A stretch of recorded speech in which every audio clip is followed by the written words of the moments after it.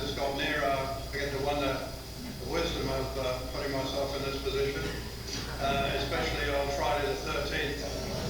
I wanted to do that partly because it actually is the 40th anniversary of my first ERCP, which I did in Japan with Dr. Ogoshi, who was with us this meeting last year. The word ERCP, or the phrase ERCP, stands for endoscopic retrograde cholangiopancreatography, which is a ridiculous long nomenclature, which I'm ashamed to say I actually invented in 1972 at World Congress in Mexico City. The ERCP is a short version.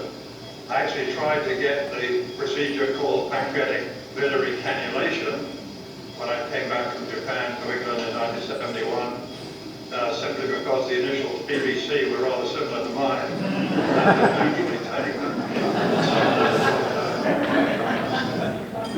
Some liver doctor had got PBC ahead of me, so that was not very helpful.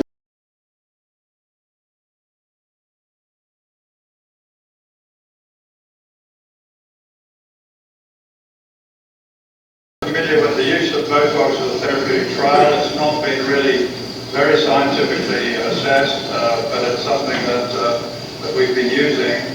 And the fact that she claims that she was been talking to her again this morning for 3 months, having been very debilitated, unable to work as a flight attendant, suggests to me that we were in the right spot. So we're justified in going back and not injecting Botox again, but actually cutting that sphincter so that it cannot go into spasm. Before we start, I just want to mention a few people in the room. We've got fantastic staff here throughout this institution, but I did ask Susan and Chris and Larry particularly to be here today because they're the people I've worked most closely with in this room over the last few years. Delighted that you can be with us today. So, we're going to get started. Can you still hear me, Rob? Yeah, we're hearing you well, Peter. What we call the annual endoscopy. And here is the way out of the stomach, so-called pylorus, that goes into the duodenum, or as some people might call it, the bottom. Anyway, here we go through, hopefully. Okay, now we're in the first part of the duodenum, the so-called duodenal valve. And Mike, if you could give the patient some glucagon, I appreciate it. Glucagon we use to relax. So you're not going to do the manometry, is that right? You're not going to repeat the manometry? So Peter, as you're getting your device down, your strategy will be to do a biliary sphincterotomy, a stent, and a pancreatic sphincterotomy, or what's the overall strategy? Good question. She actually has a somewhat dilated bile duct, but when we did the manometry before, the pancreas was looked at abnormal, the biliary was normal. My plan was to do both, so you could make a case for doing a biliary sphincterotomy and seeing what happens. Now you can see the tip of this catheter that's coming out. I've got that under control, pushing and pulling. I've got a lever that allows me to lift it up and down. I'm going to put it in the middle of this hole where I saw the valve coming out and push the catheter a little bit, and it's now deep in. I'm now going to inject some dye. We're going to look on the x-ray, please, Laura. And we are seeing the bile duct. That was as easy as your first cannulation, right? Sorry? The pancreas was the difficult one. So our decision now, yeah, a bit of an air bubble at the bottom, which is local, it's not a stone. So we've got to decide now whether to go ahead and do a biliary sphincterotomy and then look for the pancreas, or whether to look for the pancreas first. And actually, sometimes it's easier to get in the pancreas without doing a sphincterotomy. So I'm going to go down in the same sort of area, but I'm going to point a little bit more to the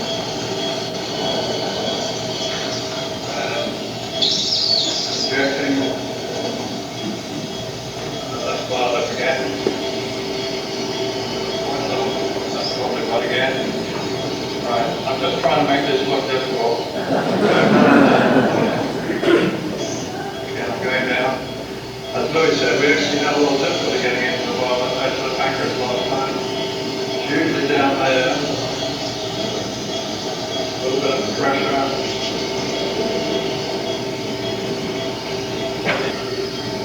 Yeah, we got the wire in the pancreatic duct. Can you hear me?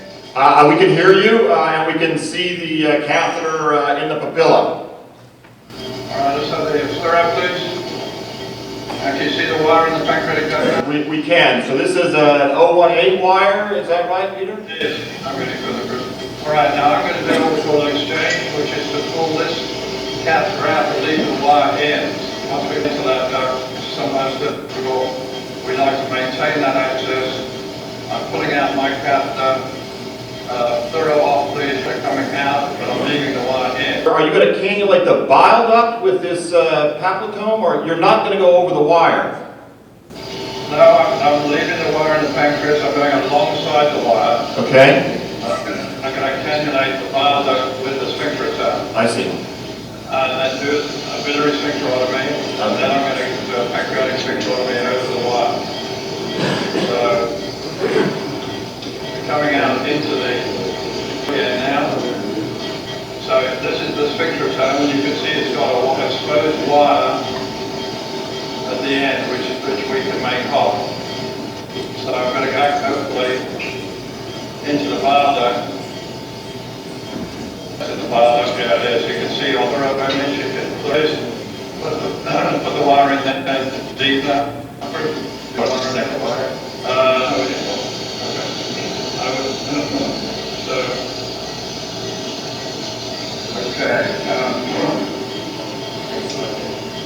We have the ability to tighten that wire to make it a little bit sticking up a little bit, but we don't need to, at least at the moment. I'm going to try and cut this in what we call about 12 o'clock position, going straight north. Here we go.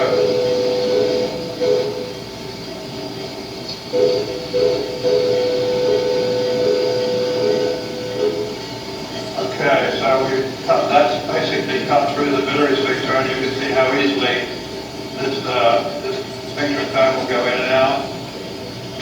So I'm comfortable with that. So now we're going to take this out, and we'll use the same instrument over the wire that's in the pancreatic duct.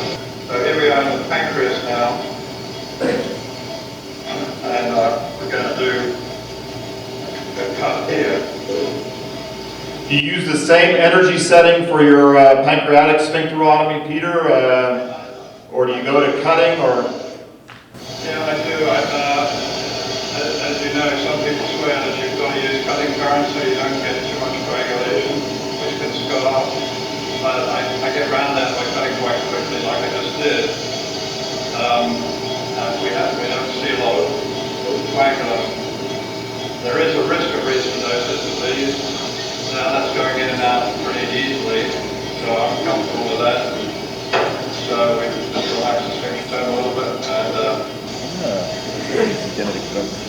I'm pushing the stent down over the wire using that sphincter as a pusher. Very good. You'll see it appearing just in a second here. Check the wire position, that's good. Richard's pulling back on the wire, same time, just sliding this thing in. We've got a mark on here that we put on the magic marker. That's where the pigtail starts. So when we get to that point, I push, pull the wire down, and it's a curl there, which as I said is designed to stop the stent migrating up the pancreatic duct. So that's the end of that procedure, and as I said, this is a good example of this difficult condition, the so-called SOD type 3 that we're trying to clarify. So you set aside an hour and you managed to do this complex case in about 13 minutes. So, so maybe you're getting better with age, like wine, Peter. There's a tradition in this country, especially in basketball, to hang up the jersey, the numbered jersey when somebody retires. And we thought we'd do something similar with the X-ray apron that I used